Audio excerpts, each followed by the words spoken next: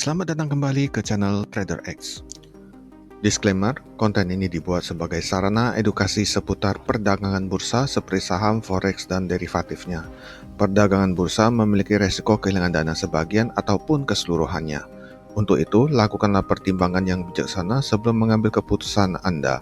Bila dibutuhkan, silakan Anda mencari saran dari konsultan finansial. Segala resiko adalah tanggung jawab masing-masing.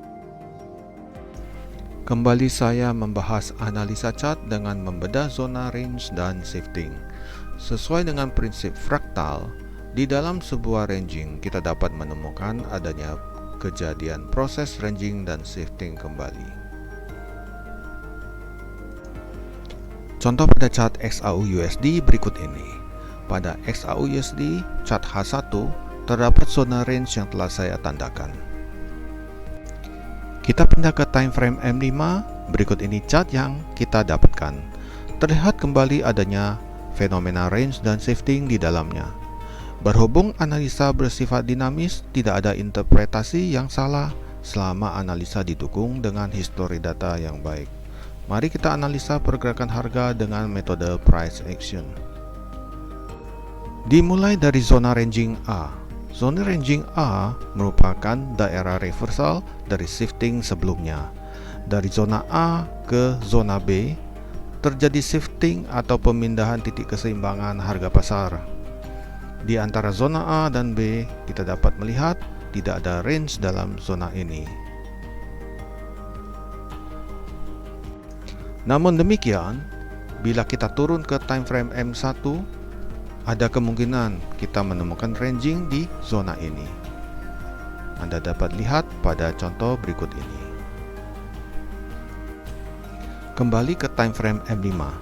Pemindahan titik setimbang dari zona A ke B merupakan gerakan yang diinisiasi oleh institusi. Pergerakan ini akibat perubahan liquidity di zona A. Banyaknya supply menekan harga pergerakan ke zona B. Zona di antara A dan B ini merupakan zona dengan liquidity rendah, sehingga harga dapat bergerak tanpa adanya perlawanan. Perlawanan ini ditandai dalam bentuk range. Semakin besar range yang terbentuk menunjukkan tingginya liquidity di daerah tersebut. Pada konsep SMC, zona di antara A dan B merupakan daerah imbalance atau fair value gap atau FVG. Sebagai contoh, perhatikan pergerakan harga pada zona C ke D berikut ini. Dari konsep price action kita dapatkan terjadinya shifting dari range C ke D. Bila kita pindah ke time frame M15, kita akan melihat adanya imbalance atau FVG pada shifting ini. Mari kita kembali ke time frame M5. Kembali ke zona B. Akibat lemahnya supply, harga terdesak dan turun ke zona C.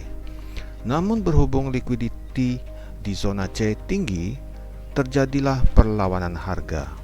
Demand di zona C yang tinggi mengundang para pembeli untuk masuk ke pasar. Terbentuklah demand baru yang kemudian mengangkat harga ke zona D. Titik setimbang yang baru. Dari zona D, demand yang masih tinggi kemudian mengangkat harga ke zona E.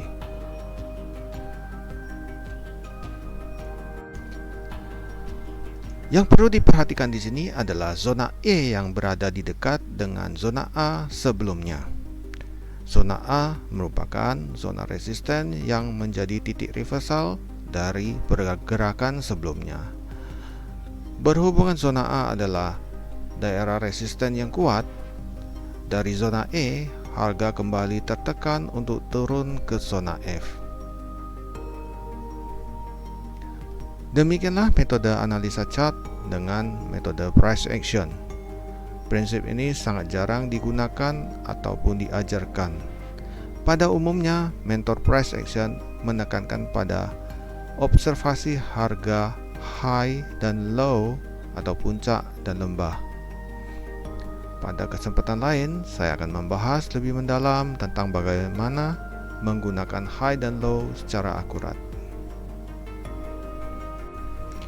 Demikianlah pembahasan kali ini. Saya akan lanjutkan kembali pada konten berikutnya. Semoga bermanfaat. Trader X mohon pamit.